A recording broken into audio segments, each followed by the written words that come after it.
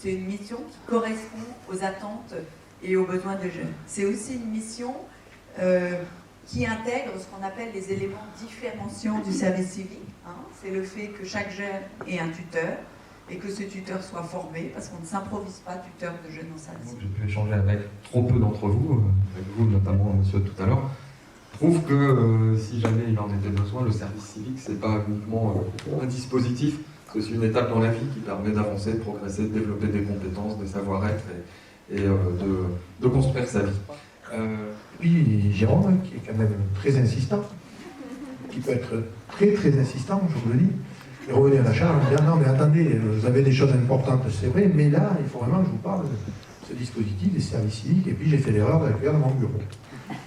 Et une fois qu'il est passé dans mon bureau, ben, il m'a convaincu, ça a été vite fait. Et en fait, il m'a dit, ben, vous savez, voilà le dispositif, voilà ce qu'on peut faire, voilà comment on peut accompagner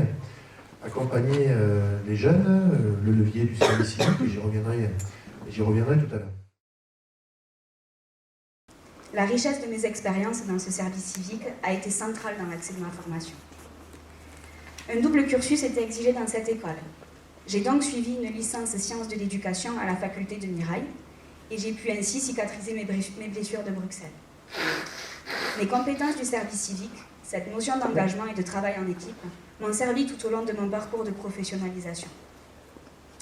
J'ai donc effectué des stages dans le milieu du handicap adulte, adolescent, enfant, dans la protection de l'enfance auprès d'adolescents et de leurs familles. Depuis juin 2019, je suis donc diplômée d'État d'éducatrice spécialisée et j'ai ma licence de sciences de l'éducation. Personnellement, j'avais arrêté les cours pendant 3 ans et ça m'a permis de me relancer dans la vie, de retrouver, de reprendre, de remonter sur les rails de la vie. Parce que j'en étais clairement sorti, quoi. Et ben, franchement, je le conseille à beaucoup de gens.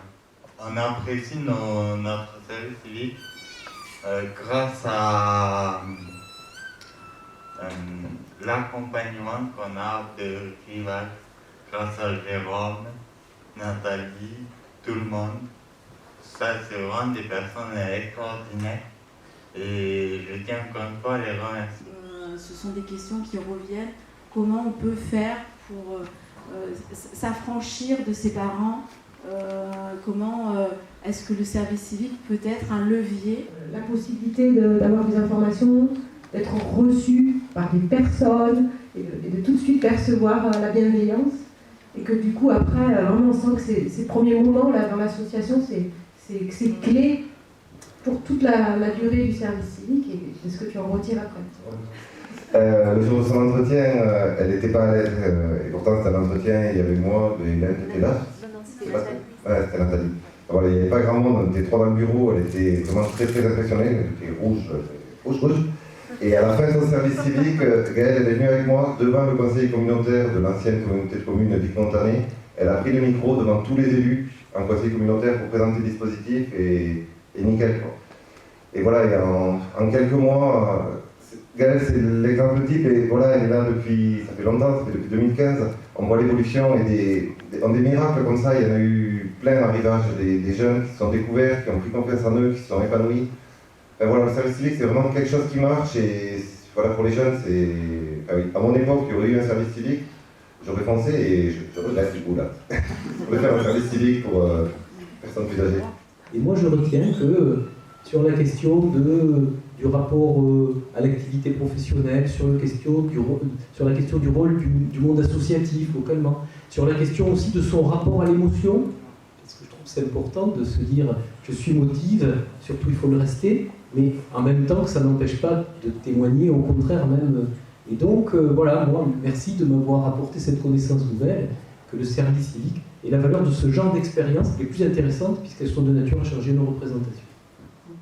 Donc merci à tous pour vos retours, je les prends avec plaisir et même pour moi ça renforce encore cet engagement et ce service civique qui a été vraiment pour moi un tremplin dans ma carrière professionnelle mais aussi personnelle.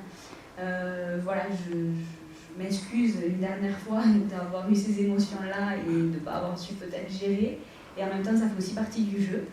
Et voilà, je suis encore très fière d'avoir parlé devant vous. Et voilà, c'est une étape de plus encore dans mon cheminement et dans mon accès à moins de timidité. Je ne sais pas si ça se dit comme ça, mais voilà. Donc merci beaucoup. Merci.